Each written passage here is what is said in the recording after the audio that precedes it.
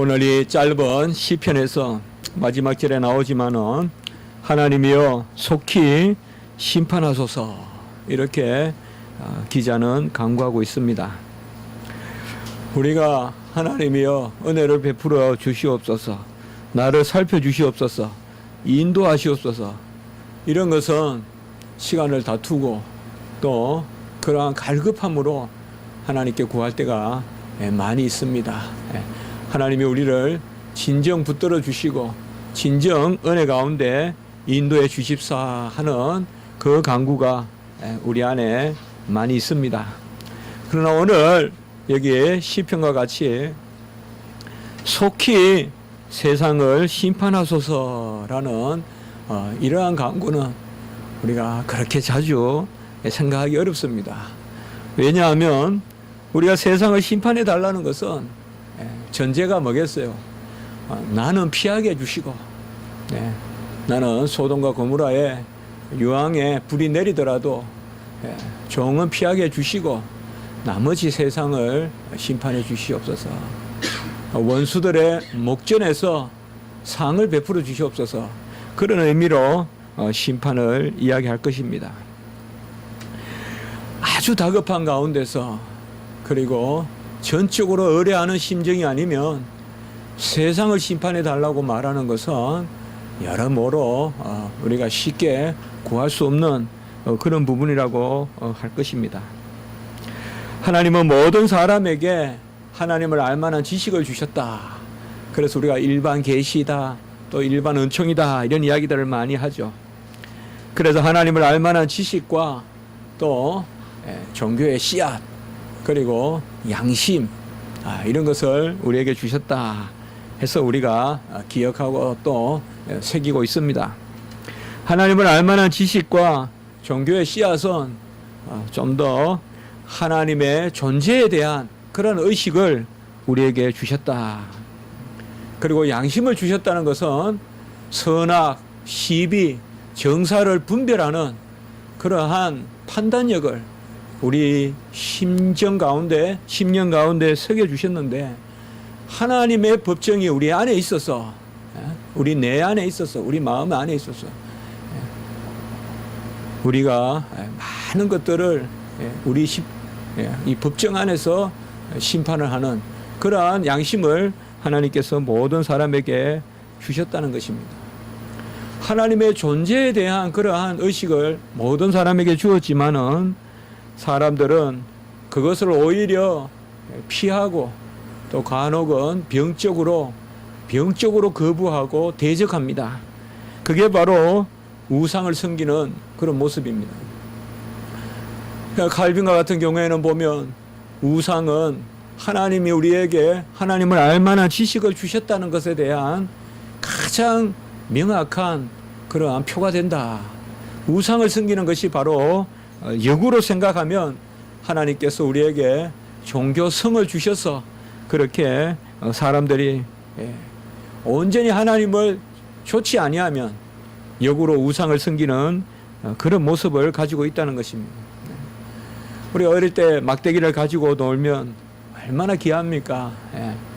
그래서 다 귀하죠. 어릴 때는 잘 없으니까. 그래서 반질반질한 막대기가 있으면 그거 가지고 칼도 되고 총도 되고 그래 그거 가지고 놀죠. 요새는 무슨 장난감이 많지만은 그때 뭐가 있습니까?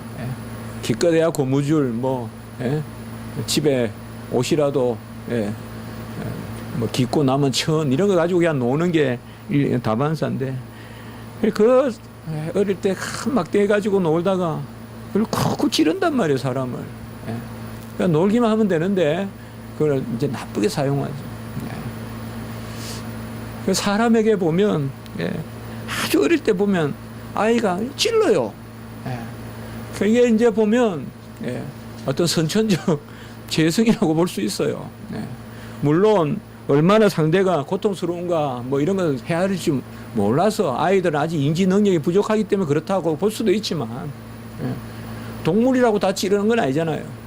동물은 인지 능력이 없다고 해서 무조건 찌르는 건 아닌데, 인간은 손에 뭘 들려주면 뭔가 찌르르는 본능이 있어요, 보면.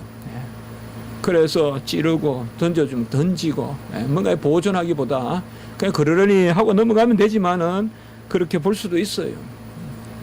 다 불을 좋아합니다만은 어릴 때 불장난을 하고, 그런데 이 불을 가지고 우리 인간은 결국은 핵무기도 만들고, 본래 불이 핵무기 다 불 아닙니까? 불. 요한계시록도 불이라고 하면 뭐 핵무기 이런 것도 많이 생각하고 그렇게 하는데, 불심판이라면 이 사람들은 그렇습니다. 선한 것을 주었을 때 그것을 가지고 악용하고, 양심을 주었는데 그것을 가지고 온전히 판단하지 아니하고 오히려 왜곡되게 판단한다는 것입니다. 하나님이 주신 빠른 발을 가지고 남을 죽이기에 급하게 쫓아다니고, 하나님이 주신 아름다운 입술을 가지고 축복하지 아니하고 저주하기에 아주 한 시간에 그냥 수천 번을 혀를 움직여서 남을 저주하는, 이것이 바로 우리 인간의 모습이다. 하나님의 계심에 대한 그런 의식이 선천적으로 주어졌지만은 오히려 그 의식을 악용해서 또 다른 하나님을 만들어 우상을 섬기고, 급기야는 하나님이 없다 하고 하나님을 대적하고, 또 우리 인간 안에 선악과 그런 시비와 정사를, 옳고 그름을 분별할 수 있는 그런 분별력을 주셨는데도 불구하고 그 분별력과 함께 뭔가 병적인 그러한 죄성이 드러난다 이 말이에요. 항상 뭐를 분별하는데 그 분별이 항상, 그래서 옛날 철학자들이 과연 사람이 알면 선을 행하느냐 악을 행하느냐, 키케로 같은 사람은 알면 선을 행할 거라고 생각했고, 세네카 같은 사람은 하도 자기 스승, 자기가 가르친 네로를 봐서 그런지 네로가 똑똑했거든요.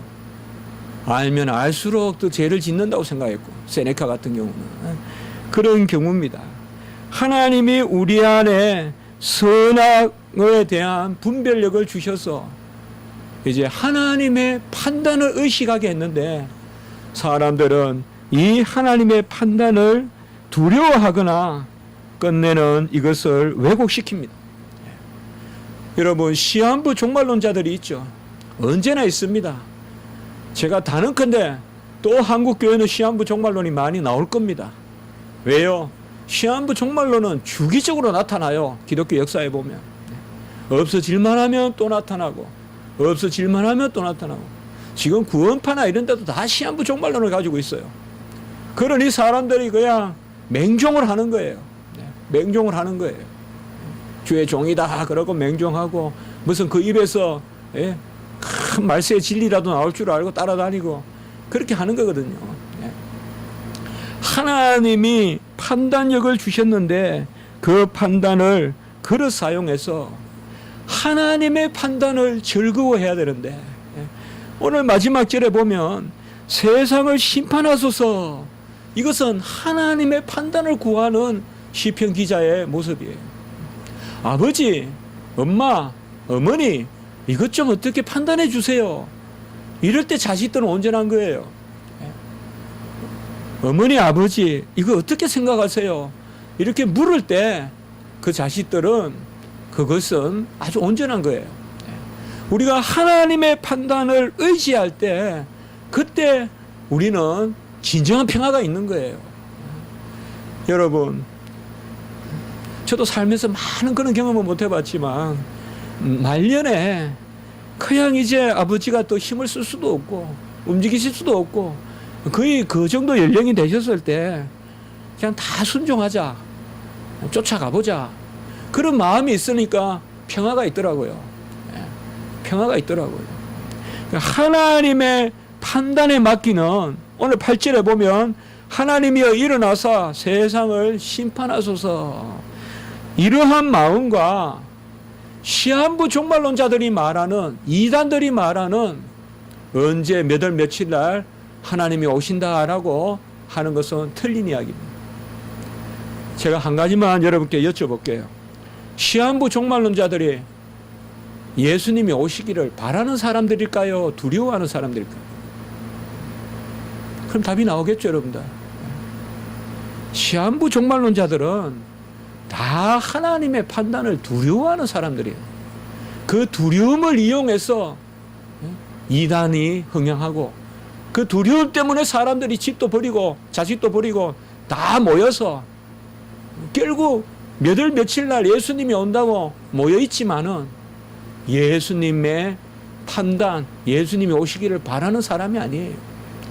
진짜 예수님이 오시기를 바라고 아멘 주 예수여 어시 오셔서라고 바라는 우리들은 심판을 두려워하지 않아요. 그렇기 때문에 무슨 시한부 종말론이니 그런 것에 얽맬 필요가 없어요. 시한부 종말론이 스스로 비성경적임을 드러내는 거예요. 비성경적인. 결국은 하나님을 만나고 주님을 만나고 싶은 마음이 아니라 주님을 두려워하면서 주님이 오신다고 기다린다고 하니 이런 모순이 어디 있어요. 진정 우리는 예수님을 기다리고 찾는 것입니다. 하나님의 심판, 이것은 바로 판단에 그치는 것이 아니라 완성입니다. 하나님의 심판은 하나님의 완성이에요. 가라지를 걷어내고 알곡을 드리는, 바로 하나님이 지으셨기 때문에 하나님은 마지막을 아세요. 지은 분만 마지막을 알아요. 절대 피조물은 마지막을 알 수 없어요. 시작도 알 수 없고 지은 분만 시작과 마지막을 아는데, 하나님이 지으셨기 때문에 하나님이 마지막을 아시고 그 마지막에 심판하시오. 그 심판은 세상의 완성이고 인류 구원의 완성이에요. 오늘 8절 후반부에 보십시오. 세상을 심판하소서, 모든 나라가 주의 소유이기 때문입니다 라고 이렇게 말하는 것이 그것입니다. 주님이 모든 것을 지어서 주님의 소유이기 때문에, 하나님의 소유 개념은 그저 점유가 아니에요. 시작과 끝의 개념이에요. 너는 내 것이라고 할 때 지금 점유하고 있다는 게 아니에요. 지금 너를 내 주문에 넣고 있다는 게 아니에요. 나는 너의 시작이요 너의 끝이요. 바로 이 세상의 조물주기 때문에 그 조물주가 세상에 오셔서 심판하신다. 그래서 우리가 심판을 대망하는 것은 곧 종말을 대망하는 것이요, 심판은 곧 완성으로서의 끝을 의미합니다. 그렇기 때문에 심판은 우리에게 있어서 큰 위로가 되는 것입니다. 오늘 3절에 보면 가난한 자와 고아를 위하여 판단하시며 곤란한 자와 빈궁한 자에게 공의를 베풀시며, 바로 심판을 통하여서 하나님께서 주의 백성의 이러한 어려움을 살펴주시고, 그리고 하나님 편에 모든 것을 맡겨드리는, 그래서 하나님이 끝내 공의를 베푸시는, 어렵게 행하시는 그 일을 오늘 시편 기자는 강구하고 있는 것입니다. 가난한 자, 고아가 왜 이렇게 나오겠습니까? 세상에서는 가난한 자와 고아는 온전한 심판을 받지 못합니다. 여러분, 우리나라의 법 집행이 잘 되고 있을까요? 미국의 법 집행이 잘 되고 있을까요? 법은 누가 뭐라 그래도 우리가 생각하는 이상으로 편파적이에요. 저도 법을 배웠지만 법은 편파적이에요. 정말 사회적 약자가 정의로운 법의 심판을 받는 것은 정말 어려운 일이에요.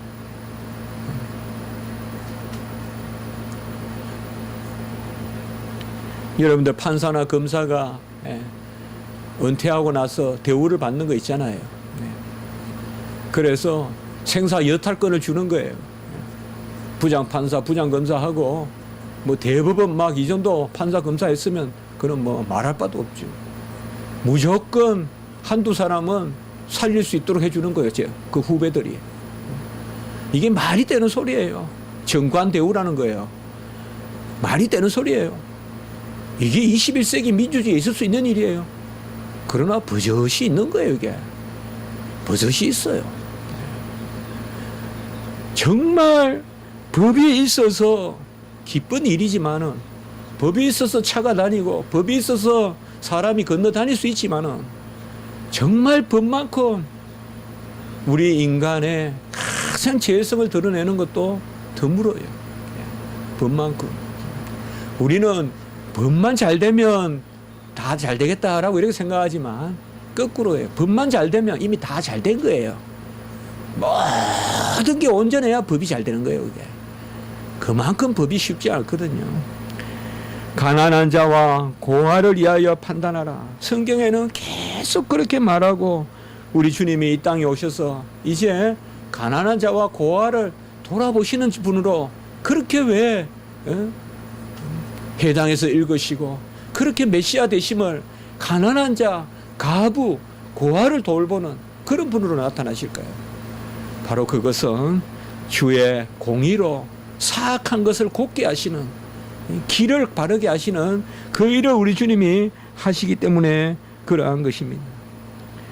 우리는 가난한 자, 고아가는 이 세상에서 사실상 온전한 심판을 기대할 수가 없어요.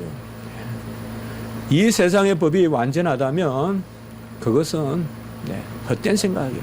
노웨어예요. 유토피아예요. 에르혼. 그 에르혼 소설 있잖아요, 여러분. 노웨어란 말이에요. 유토피아. 없다는 뜻이에요. 이 지상에.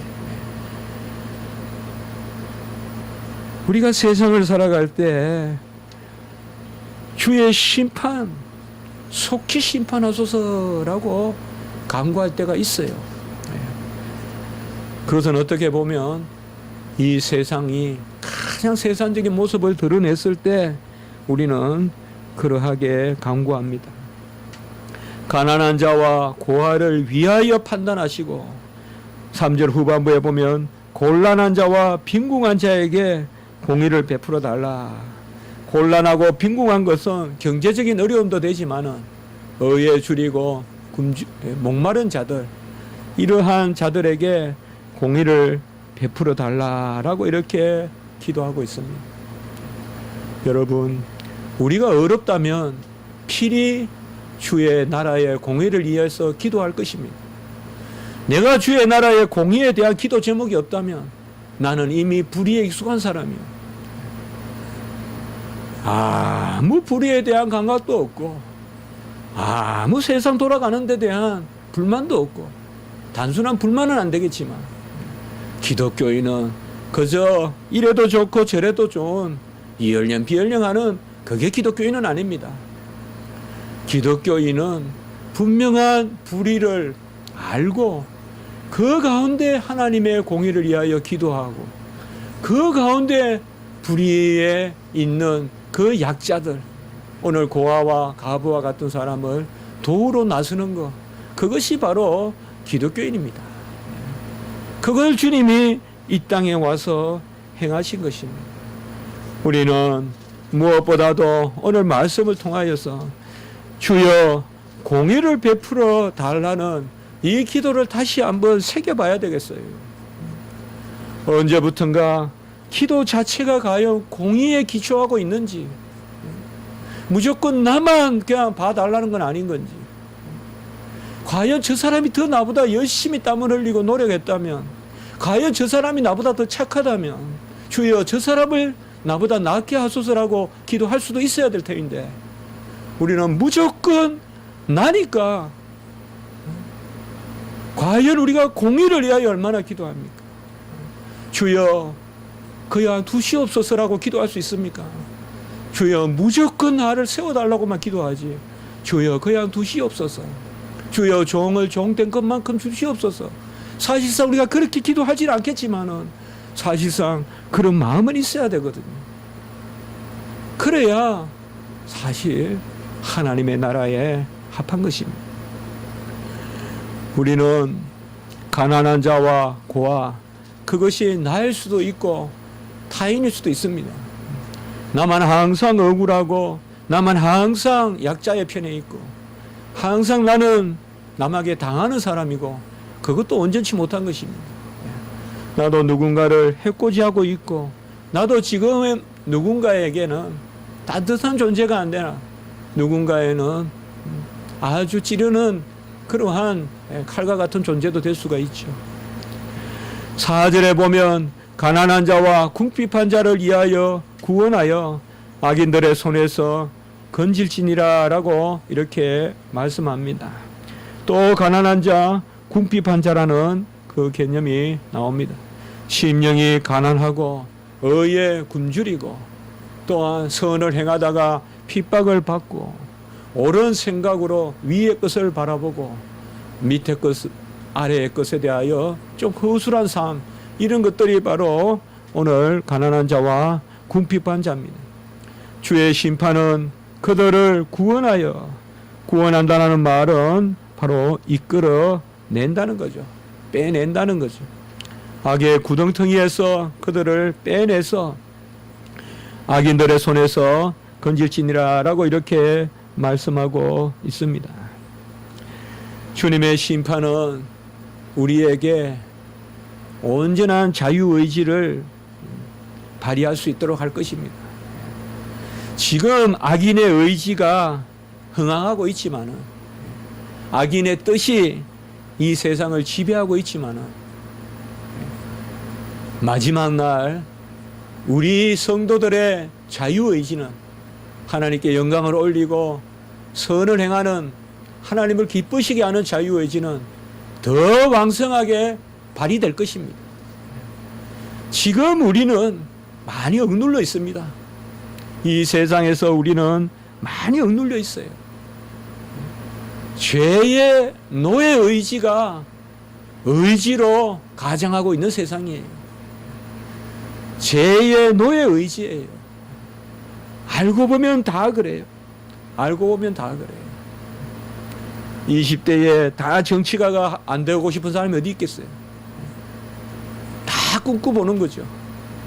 그러나 40대, 50대가 보면 정치가가 뭐냐 하는 것도 생각해 볼 수가 있어요.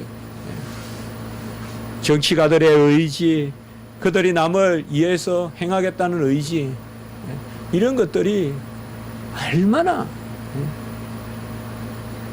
저번에 누가 피켓을 들고 글을 써놓은 걸 보니까 머리에서 발끝까지 다 바꾸겠습니다.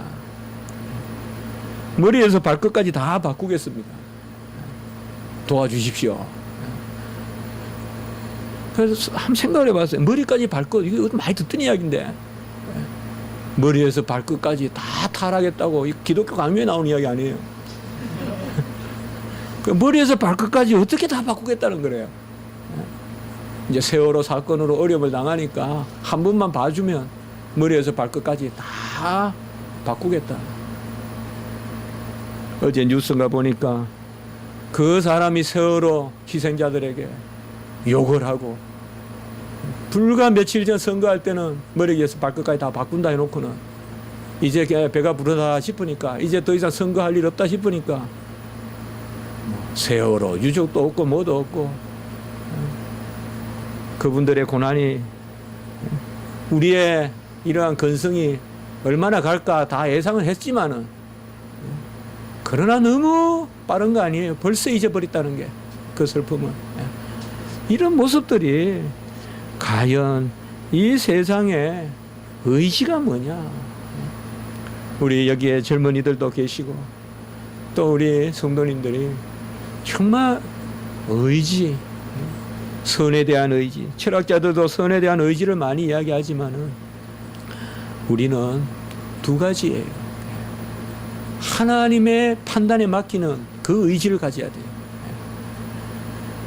구하기 전에 하나님의 판단에 맡기는 그 의지가 있어야 돼요. 하나님이 옳다 하면 옳은 것으로 알고, 하나님이 그릇되다 하면 그릇된 것으로 아는, 그것이 어떻게 보면 우리의 궁핍이에요. 그게 고하고 그게 가부고 그게 궁핍이고 그게 환난일 수 있어요. 그렇지만은 그것을 그치지 않고는 자유의지로 나가지 않았어요. 먼저 하나님께 판단을 구하지 않고는 진정한 자유인이 될 수 없다 이 말이죠. 세상의 판단을 구하고 어떻게 우리가 자유인으로 살 수 있겠느냐. 세상에 좀 유리하면, 어떤 정파의 이익이나 어떤 그런 게 있으면 그냥 싹 몰두하다가 또 싹 버리는. 먼저 하나님께 판단을 구하고, 그리고 내가 내 의지를 발동하여 나아갈 때 그 4절에 악인들의 손에서 건진다는 게 뭐예요? 자유하게 된다는 거예요. 어쨌든 우리 성도들은 악인들의 도구가 돼서는 안 돼요, 여러분. 죄의 도구가 돼서는 안 돼요, 여러분들. 절대 그런 길 서지 마세요. 황금이 보이더라도 그 길에 가지 마세요. 절대 가지 마세요. 남편이 가거든 말리고 아내가 가거든 말리세요. 절대 그런 길에 서면 안 돼요. 좀 빈궁하더라도 궁핍하더라도 그저 의롭게 살고 하나님 뜻대로 살면 그게 행복한 줄 아셔야지. 그때 하나님이여 속히 심판하소서라는 기도가 나오는 거지. 세상 판단을 그대로 쫓아가면서 내가 하나님의 일을 부를 구하면 어디 예수님이 오기가,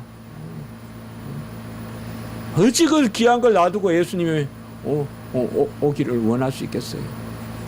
예수님 좀 더 계십시오. 제가 이 땅에서 누릴 게 좀 더 있습니다.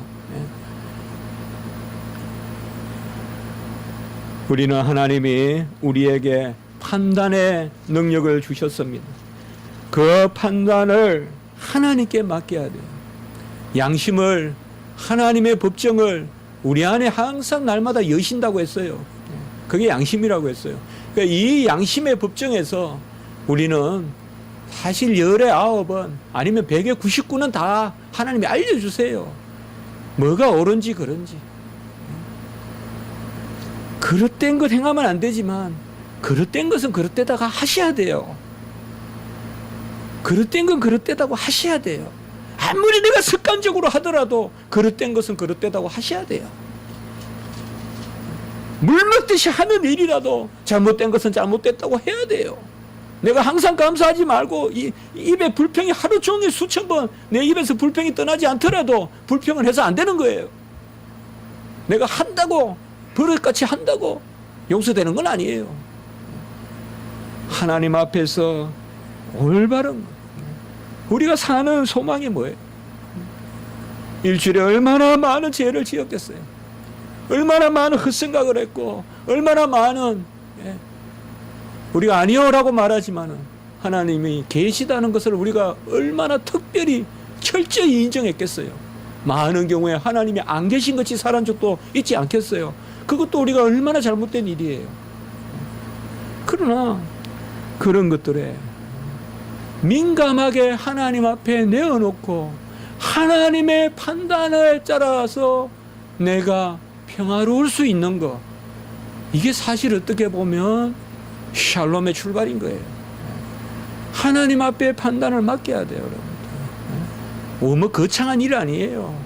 우리는 피해요, 많이 피한다고요. 판단은 안 맡기고 내가 원하는 것만 달라고 해요. 여기에 큰 계리가 있기 때문에 하나님의 응답이 더디다는 말도 있을 수 있고, 하나님이 정반대로 역사하시는 경우도 있는 거죠. 하나님께 판단을 맡겨야 돼요. 오늘 앞부분의 말씀에 보면 하나님은 신들의 모임 가운데 서시고, 그리고 이 신들이란 말이 어찌 성경에 신들이란 말이 나올까요? 6절에 보면 내가 말하기를 너희는 신들이며 다 지존자의 아들들이라 라고 이렇게 했는데요. 여기에 신들은 다른 것이 아니라 바로 하나님이 특별히 세운 판단자들, 통치자들, 재판관들을 뜻한다고 보면 되겠습니다. 그래서 이게 자주 인용되는데 사람도 신들이라고 부르지 않습니까? 그러나 이것은 히브리 어법이지 엘이라는 어법인데요. 이것을 가지고 다신교 그렇게 생각하시면 안 됩니다. 우리도 뭐 보면 우리나라 표현에도 그런 거 있잖아요. 여러 잘하는 사람들에 대한 표현, 그런 표현으로 생각하시면 돼요. 그러니까 하나님은 신들의 모임 가운데, 이것은 뭔가 하면 하나님이 사람들에게, 특별히 재판관들에게 선악을 판단할 수 있는 권한을 위탁했다는 거예요. 그것을 위탁했는데 2절에 보면 불공평한 판단을 하여 악인의 납보기를 언제까지 하겠느냐.